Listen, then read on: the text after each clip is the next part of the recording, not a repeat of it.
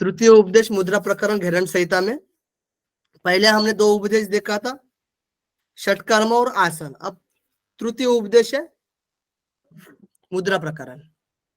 तो मुद्रा बताए गए 25 मुद्रा 25, ठीक है। इसको हम अलग अलग बांटेंगे तो 16 मुद्रा हो जाती है, और उनमें से 4 बंद, मतलब उसमें से 25 में से 16 मुद्रा, 4 बंद और 5 धारणा आती है, ठीक है। और ये बंद और धारणा को ही मुद्रा के अंतर्गत रखा गया है। चलो नेक्स्ट पेज, ठीक है। तो यहाँ पर 25 मुद्रा है। देखिए पहले हम अलग अलग कर देंगे ना, जैसे कि पहले मुद्रा देख लेते हैं। नीले इसमें है ना, महामुद्रा, नभो मुद्रा, महावेद, खेचरी मुद्रा, विपरीत करणी, योनि मुद्रा, वज्रोनी, शक्तिचालिनी, ताड़ागी, मांडुकी, शांभवी, अश्विनी, पाशिनी, काकी, मातंगी, भुजंगिनी। बंदा देखेंगे तो उद्यान, जालंधर, मूल और महाबंदा। और फिर जो धारणा देखी जाएगी तो पार्थवी, आंभासी, आग्नेयी, वायवी और आकाशी। इस तरीके से सारे को मिलाकर हमको देखना है मुद्रा में। तो महामुद्रा श्लोक वाइज सीक्वेंस है, इसको आपको श्लोक याद रखना है। श्लोक को याद रखना है आपको, कंपलसरी है, ठीक है। पहले सीक्वेंस है ये बताया गया है। महामुद्रा, नभोमुद्रा, उद्यानम, जालंधरम, मूलबंधु, महाबंधु, महाभेदश्च केचरी, विपरीत कर्णिम, योनिम, वज्रोली, शक्तिचालिनी, ताड़ागी, मांडुकी, शांभवी, पंचधारणा। इस तरीके से है। तो पंचधारणा में 5 को गिनना है, पृथ्वी, आंबासी, आग्नेय, वायवी, आकाशी, अश्विनी, पाशिनी, काकी, मातंगी, भुजंगिनी। इस तरीके से श्लोक है, बहुत ही इजी श्लोक है, ठीक है, याद हो जाएगा आप लोगों को। Next slide. अब एक एक को पढ़ते हैं हम। महामुद्रा, महामुद्रा देखिए, इसकी जो विधि बताई गई है कि बाई एडी से पायुमूल, पायुमूल का मीनिंग होता है गुदा द्वार को प्रयत्न पूर्वक दबाना है। बाई एडी से दाएं पाव को फैला ले, फिर हाथों से पाव की उंगलियां पकड़ ले और कंठों का संकोचन करना और भ्रूमध्य दृष्टि रखना है। फिर वायु का पूरक करे, यही महामुद्रा है। मतलब सिंपल सी है विधि। एक पैर को शून्य स्थान पर लगाना है और एक पैर को फैला देना है। उसके बाद हमको जालंधर बंद करना है, ठीक है। और उसके पहले हाथों से तो जो अंगुलियां है उससे अंगूठे पकड़ना है पैरों के, और जालंधर बंद लगाना है, और फिर भ्रूमध्य दृष्टि रखना है, और उसके बाद पूरक करना है, ठीक है। इसका लाभ जो बताया गया, वलित फलित, वलित फलित यानी झुर्रियां और बाल सफेद होना ये रुक जाता है, जरा मृत्यु दूर होती है,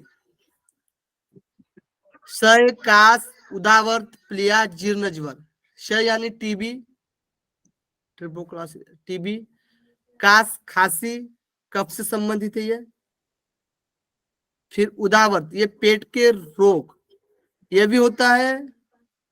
और इसका एक मीनिंग और होता है जो उदावर्त यानी जो अपान वायु से जो जाने वाला जो मलमूत्र होता है वो नहीं जाता है, उदावर्त, उसका आवृत हो जाता है गुदा का, ठीक है। ये भी मीनिंग होता है। प्लीहा, प्लीहा यानी तिल्ली, और जीर्ण ज्वर पुराना बुखार, जैसे कि अस्थमा भी हो सकता है, पुराना विकार, किसी की हड्डी टूटी है, कोई जोड़ नहीं रही है, टूट के ही रखी है ना, इस तरीके से। और निमोनिया भी हो सकता है। Next question, sorry next page, ठीक है। इसी में किसी को प्रॉब्लम आए तो पूछ लेना आप लोग, किसका मीनिंग समझ में नहीं आया, क्या प्रॉब्लम हो रही है, ठीक है। याद करने वाला तो फार्मूला में बता दूंगा आप लोगों को सब। महामुद्रा में वलित फलित का नहीं है सर? नहीं होगा, देखिए महामुद्रा में है वलित फलित। नहीं सर, महामुद्रा तो फल नहीं है। कथम है, क्षय काशम गुदावर्तम प्लीहा जीर्ण ज्वरन तथा नासियेत सर्व रोगांच महामुद्रा महावीर उदानी नहीं सेवना। होता है ना सर, वलित फलित वाला तो ओहो, महावीर नहीं वलित होता है फलित ना, महावेद में होता वलित फलित है। महावेद में। एक मेरे बुक में देखता हूँ, मेरे बुक में महामुद्रा में वलितम फलितम चेव, ठीक है। क्योंकि ये पीडीएफ बिल्कुल श्लोक के हिसाब से बनी गई है, सर ने बनाया था ये पीडीएफ को बिल्कुल श्लोक के हिसाब से, ठीक है। सर वो पीडीएफ थोड़ा भेज दीजिएगा। हाँ आज तो पूरा भेज दूंगा, तीनों का भेज दूंगा एक साथ। नेक्स्ट Next इसमें page. दिया हुआ है, इसमें दिया हुआ है सबलितम पलितम चैव जरा मृत्यु निवारेत।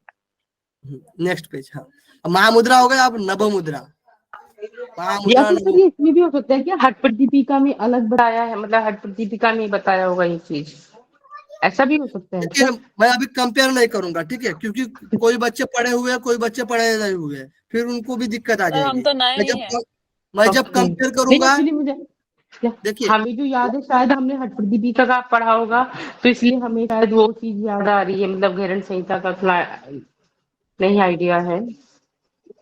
हाँ, तो कंपेरेटिव देखिए, किसी को कंपेरेटिव करना है, मतलब कंपेरेटिव करना है, तो कंपेरेटिव चीजें में फिर पढ़ेंगे तो अच्छा रहेगा। तो ठीक है सर। कुछ कुछ चीजों को कंपेरेटिव कर सकते हैं, कंपेयर कर सकते हैं, ठीक है। वही कंफ्यूजन की बात आ जाएगी। मैं तो सबके सब ग्रंथ के लिए कंपेरिजन कर सकता हूँ मैं यहाँ से अभी, लेकिन फिर आपको ही दिक्कत आ जाएगी। फिर इसमें है या इसमें नहीं है। ठीक है। देखिए, नव मुद्रा क्रिया विधि। किसी भी समय कहीं भी विद्यमान रहे योगी, चाहे उस वक्त कोई भी कार्य कर रहा हो, जीवा को ऊपर करके स्थिर करे और वायु को धारण करे, यानी कुंभक लगाए। सिंपल सी बात है, कोई भी कार्य करता हो व्यक्ति, है ना, साधक, किसी भी समय क्या करना है, जीवा को ऊपर करना है और उसको स्थिर रखना है, और वायु का धारण करके मतलब कुंभक करना है। धारण मतलब कुंभक करना है, ठीक है। जीवा को ऊपर लगा लेना है, स्थिर रखना है और कुंभक करना है। हाँ, इसका जो फल बताया गया है, इस तरह नव मुद्रा का अभ्यास करने से रोगों का नाश होता है। रोगों का नाश, नव मुद्रा। हिरण संहिता के मुताबिक कौन सी मुद्रा कभी भी किसी भी स्थिति में कर सकते हैं? नभो बताइए। मुद्रा। नभो good. Next page. Next slide में उड्डयन बंध क्रिया देखिए। नाभि के ऊपर के भाग को पीठ की तरफ खींचे। नाभि का जो ऊपर का भाग है उसको हमको पीठ की तरफ खींचना है, यानी पीछे की तरफ, है ना, पीठ की तरफ, वर्टिबल कॉलम की तरफ। हाँ, इसको फल बताया गया। इसको करने से महाखग, यानी महाखग एक पक्षी होता है, महाखग प्राण लगातार ऊर्ध्वगामी होता है। महाखग की तरह तरह मतलब तरह प्राण लगातार ऊर्ध्वगामी, यानी ऊपर की तरफ जाता है प्राण। इसको बोला गया है मृत्यु रूपी हाथी के लिए सिंह के समान है। मृत्यु मातंग केसरी, ये क्वेश्चन आया हुआ है। मृत्यु रूपी हाथी के लिए यानी भरपूर सारे लोग मतलब अलग अलग डेफिनेशन बता सकते हैं। हम एक बताते हैं कि हाथी यानी मरने की तरह हाथी की अवस्था है और वो कर रहा है, यानी वृद्ध व्यक्ति भी है ना कर रहा है तो वो युवक बन जाएगा। उसी तरीके से जो हाथी अब मरने की स्थिति में है वो इस उड्डयन बंध का अभ्यास करेगा तो सिंह के समान दाढ़ने लगेगा, है क्या नहीं। मृत्यु मातंग केसरी। सभी बंधों में उड्डयन बंध विशिष्ट बोला गया है। सभी बंधों में, मुद्रा में नहीं, बंधों में विशिष्ट बताया गया है। इसके अभ्यास से सहज ही मोक्ष मिल जाता है, सहज मोक्ष मिलता है। किसने हैंड रेज किया है बताइए? दीपाली सिंह जी। सर इन सबके श्लोक भी याद करने पड़ेंगे? नहीं, श्लोक की याद रखने की जरूरत नहीं है, ठीक है। ये बस देखिए, डिटेल समझ ले तो काफी होगा ना। ये डिटेल ही है, कोई दिक्कत नहीं इसमें, ये डिटेल ही है। हाँ, वही सर, आसन के तो श्लोक याद करने हैं, पर लेकिन अगर इनके भी याद करने हैं तो फिर इनको एक बार वैसे ट्रिक बनानी पड़ेगी। नहीं, आसन के नाम का श्लोक याद रखना है, बाकी नहीं याद हाँ। रखना है। ओके ठीक है हाँ। सर। अब आप मेरा जो एमसीक्यू वाला है उसको 3 बार देख लोगे तो काम बन जाएगा आपका, तो जी सर। जरूरत ही नहीं पड़ेगी आपको। अब इसमें जो दिया है मृत्यु मातंग केसरी, इसको याद रखना है आपको संस्कृत में। जी।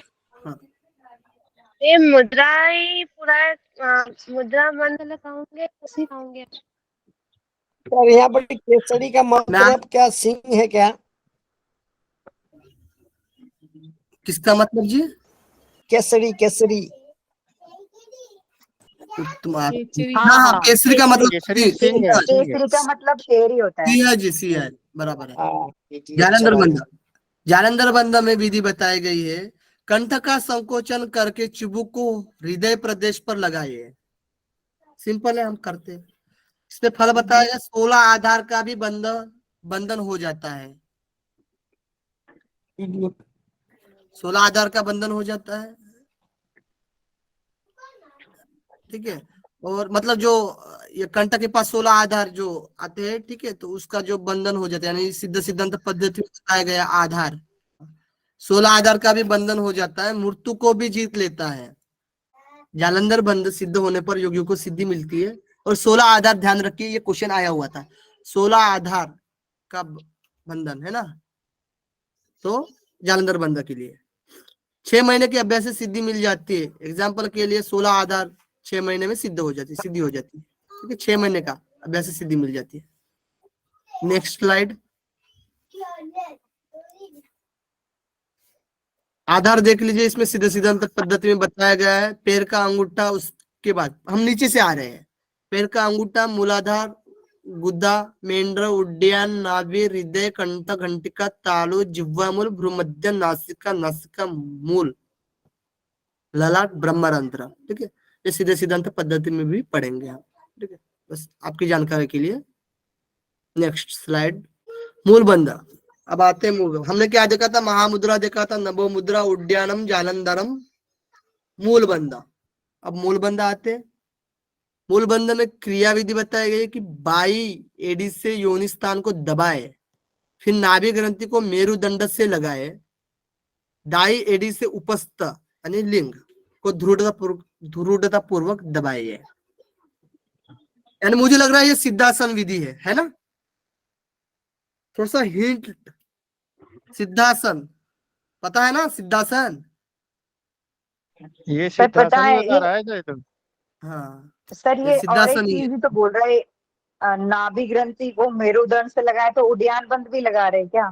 हाँ, तो इसमें उड्डयन बंद लग रहा है, तो ये बात थोड़ा सा अलग लग रही है। सिद्धासन से हम इसको कनेक्ट कर सकते हैं। कभी क्वेश्चन पूछा भी जाएगा, मूलबंध की विधि किस आसन की तरह है ना? सिद्धासन, पद्मासन, सिंहासन, भद्रासन दिया जाएगा, तो आपको सिद्धासन लगाना है, ठीक है, समझ में आया?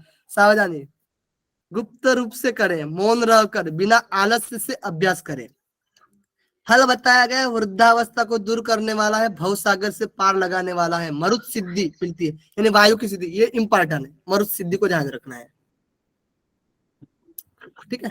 चलो नेक्स्ट क्वेश्चन, जो इंपॉर्टेंट बोलूंगा उसको नोट करते रहना आप लोगों को। महाबंध। महाबंध देखिए, बाया पाव की एडी से गुदा द्वार को दबाइए, ठीक है। दाया पाव की एडी से बाया पाव की एडी को दबाए। ये तो मुझे लग रहा है मुक्तासन है ना? थोड़ा सा हिंट लग रहा है। फिर धीरे धीरे गुह्य प्रदेश का चालन करें, फिर योनि को संकुचित कर ले। फिर हमें गुह्य प्रदेश का चालन करना है, फिर योनि का संकुचन करना है। जालंधर बंध द्वारा प्राणवायु को धारण करें, है ना? विधि समझ में आ रही ना आपको? महाबंध की विधि किससे मिलती है जी? मुक्तासन से मिलती है ना? कोई बता ही नहीं रहा है, अभी पढ़ा है खाली। यस सर, जी सर। इसलिए पढ़ के आई है, बहुत फायदे में रहोगे, ठीक है। देखिए, मुक्तासन से कनेक्ट करना है महाबंध को। 2-4 ही लोग ही बोल रहे हैं, बस बाकी कुछ नहीं बोल रहे हैं। मुक्तासन जैसी विधि बताई गई है कि बाया पाव की एडी गुदा द्वार को लगाना है और दाया पाव की एडी बाया पाव की एडी के ऊपर रखना है। ये मुक्तासन की तरह विधि बताई गई है। फिर धीरे धीरे गुह्य प्रदेश को चालन करें, उसको चालन करना धीरे धीरे गुह्य प्रदेश को, फिर योनि को संकुचन करें, यानी आकुचन प्रसारण की क्रिया हो रही है इसमें। फिर जालंधर बंध द्वारा प्राणवायु को धारण करें, ठीक है। फल, बस आप मुक्तासन की तरह ये विधि होती है महाबंध की, है ना? ये ध्यान रखना, बस बाकी कोई ध्यान रखने की जरूरत नहीं है। फल, यह महाबंध सभी बंधों में श्रेष्ठ है, ये इंपॉर्टेंट है। सभी बंधों में श्रेष्ठ है महाबंध, और सभी बंधों में विशिष्ट है। कौन सा बंध था? उद्यान बंध था। यह वृद्धावस्था और मृत्यु का नाशक है, सभी इच्छाएं पूर्ण होती है। महावेद, देखिए, महावेद के बिना मूलबंध महाबंध उसी तरह निष्फल है जैसे कि पुरुष के बिना स्त्री का रूप यौवन लावण्य व्यर्थ है। स्त्री और पुरुष के लिए इसमें एग्जाम्पल दिया गया स्त्री पुरुष का, मतलब पुरुष का, स्त्री का जितना भी सौंदर्य लावण्य है वो पुरुष के बिना तो व्यर्थ ही है। उसकी सुंदरता तो पुरुष के मतलब क्या बोलते हैं उसको, पुरुष के बिना तो व्यर्थ ही जाती है क्या नहीं? मतलब अच्छा तो उसको पुरुष ही मानते हैं, हाँ बहुत सुंदर है ना, ब्यूटीफुल लड़की है ऐसे बोलते हैं, है ना। चलो, तो इसी तरीके से महावेद के बिना मूलबंध और महाबंध, इसको कंपेयर करेंगे तो महाबंध और महामुद्रा, ठीक है। महामुद्रा और महाबंध हठ प्रतिविका में बताया गया है महावेद के बिना। अब इसमें मूलबंध और महाबंध यानी महामुद्रा की जगह मूलबंध रखा गया है, ये ध्यान रखिए आप। क्रिया, पहले महाबंध का अभ्यास करें, फिर उड्डयन बंध लगाकर कुंभक करें, यही महावेद है। हमें महाबंध का अभ्यास करने के बाद उड्डयन बंध लगाना बस। महाबंध का जो हम विधि ध्यान रखेंगे ना, और उसके बाद उड्डयन बंध लगाएंगे तो महावेद हो जाएगा। रोज महाबंध, मूलबंध और महावेद का अभ्यास करने वाला योगी सब योगियों में उत्तम माना जाता है, ठीक है। तीनों महाबंध, मूलबंध, महावेद, इन तीनों का अभ्यास करने वाला सब योगियों में उत्तम माना जाता है। क्वेश्चन आ सकता है सब योगियों में उत्तम किसे माना जाता है, तो महाबंध, मूलबंध और महावेद का। उन्हें फल बताया, उन्हें वृद्धावस्था नहीं घेरती और मृत्यु का भय नहीं होता है, यानी जरा और मरण। इसका जो ट्रिक है ना, राज्यम, राज्यम ध्यान, राजा बताया ना राजा, तो राज्यम, जरा मृत्यु लास्ट में, ठीक है। राज्यम, रोग जरा मृत्यु भी हो जाता है इसमें, रोग लगाएंगे तो, ठीक है। नेक्स्ट स्लाइड है ना, देखिए हठ प्रतिविका और घेरण संहिता में देखिए घेरण संहिता में अभी हमने पढ़ा था महावेद के बिना मूलबंध और महाबंध का अभ्यास निष्फल है। इसमें महावेद के बिना महामुद्रा और महाबंध यानी मूलबंध के स्थान पर महामुद्रा लिया गया है, ठीक है। चलो नेक्स्ट स्लाइड।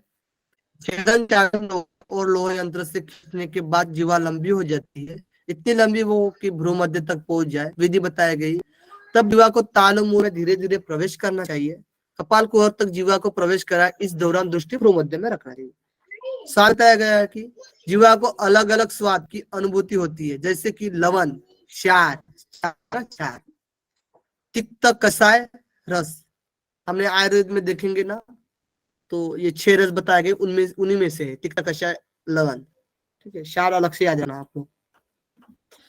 मक्खन, धृत यानी तूप होता है, उसको क्या बोलते हैं, घी बोलते हैं, धृत। दूध, दधी, तक्र, मधु, द्राक्षा यानी द्राक्ष, और फिर अमृत रस प्राप्त होता है। मैंने लवण और अमृत, इसको ध्यान रखना है, लास्ट पहले में लवण आता है, लास्ट में अमृत आता है, ये ध्यान रखना है। लवण, क्षार, तिक्त, कषाय, मक्खन, घृत, दूध, दधी, तक्र, मधु, द्राक्ष, अमृत, 12। कितने नाम है? 12 रस का अनुभव होता है। 1 2 है ना, 12 नोट कर लीजिए। Next slide. खेचरी से लाभ बताया गया है। मूर्छा यानी मूर्छित जो होते हैं ना, हम बेशुद्ध हो जाते हैं, ठीक है, वो बेशुद्ध नहीं होंगे हम। मूर्छा। शुद्ध यानी भूख होता है, भूख लगना। तृष्णा यानी प्यास होती है। मूर्छा, शुद्धा, तृष्णा। आलस्य नहीं सताते हैं। रोग, जरा, मृत्यु का भय नहीं होता है। राज्यम ध्यान रखना, जरा, रोग, जरा, मृत्यु के लिए राज्यम है ना, राजा पता है ना, तो राज्यम। रा से होगा तो ज से होगा ज से होगा जरा, म से होगा मृत्यु, ठीक है। राज्यम क्लियर है। वो स्लाइड अभी वाली दिखाइए मुझे, कहाँ भटक गए? हेलो, पिछली वाली साइड रूबी जी। हाँ हाँ, ओके ओके ओके, ठीक है ठीक है ठीक है हेलो ठीक है ठीक है। हाँ